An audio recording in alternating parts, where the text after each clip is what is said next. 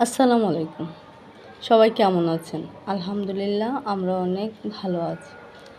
আসলেও ঘরোয়া উপায়ে আমি আজকে একটা বিরিয়ানি রান্না করলাম। খুব দারুণ এবং খুব মজা হয়েছে বিরিয়ানিটা। আসলেও দেখে কেমন অনুভূতি হচ্ছে জানি না। তো বিরিয়ানিটা খুব দারুণ আর খুবই মজা হয়েছে। আপনারা চাইলেও এরকম বিরিয়ানি ঘরোয়া পদ্ধতিতে রান্না করতে পারেন।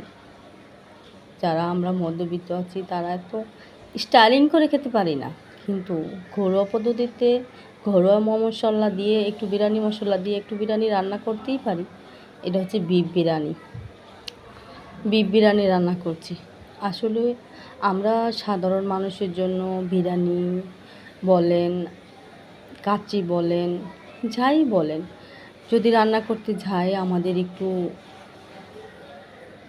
কষ্ট হয়েই যায়। সবসময় আমরা এটা খেতে পারি না, আমাদের মতো মানুষের জন্য না। তারপরেও আমরা চেষ্টা করি যাতে আমরা সবসময় না খেতে পারি, মাসে ২-১ বার তো খেতে পারি। সবসময় তো আর খেতে পারবো না, মাসে ২-১ বার খেতে পারি।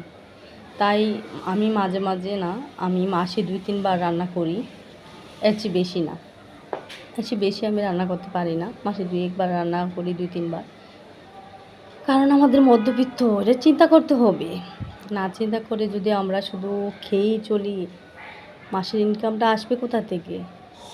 এটা তো চিন্তা করে আমাদের খেতে হবে, চলতে হবে। সেই দিকটাই চিন্তা করে আমরা যদি চলি, আসলে আমরা কেউ অভাবে থাকবো না, একটু একটু সফলভাবেই চলতে পারবো যদি একটু নিজেকে চিন্তা করে